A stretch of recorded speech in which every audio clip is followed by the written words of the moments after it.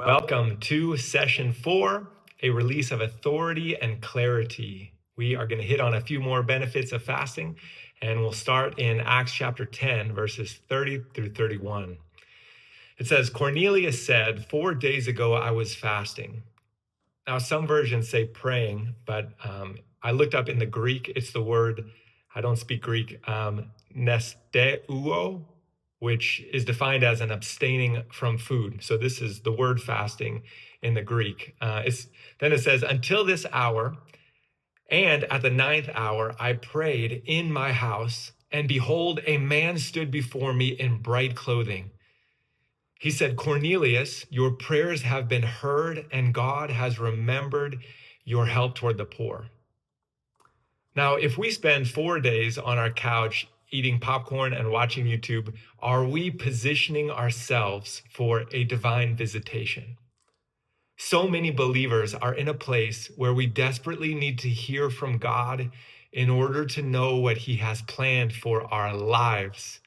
Yet, we often live in a way that feeds our flesh more than our spirit.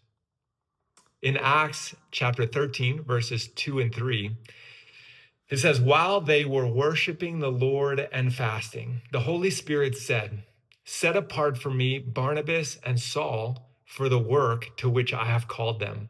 So they placed their hands on them and sent them off. Fasting helps create the conditions or environment for God to be able to lead us.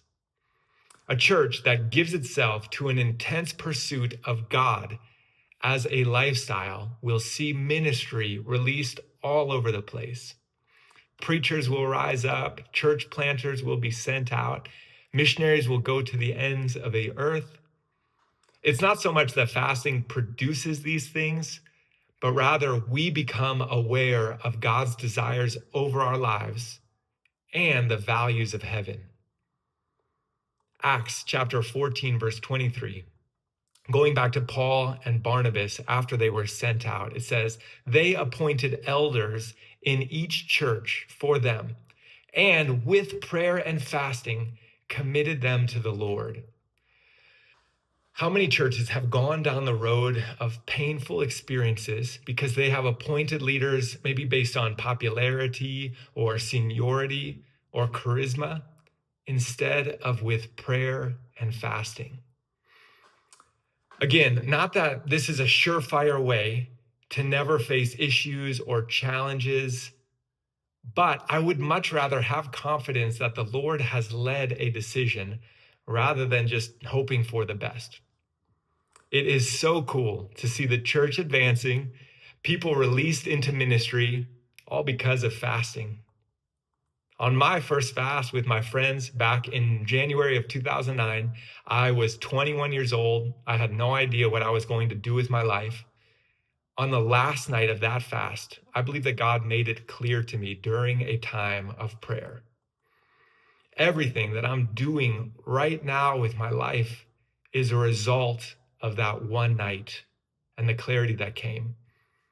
In fact, I'm not so sure that When the Saints would even exist if it wasn't for that time of prayer and fasting. What is it that God could call you to as you fast? Fasting brings a release of direction and purpose into our lives that is in line with the will of God.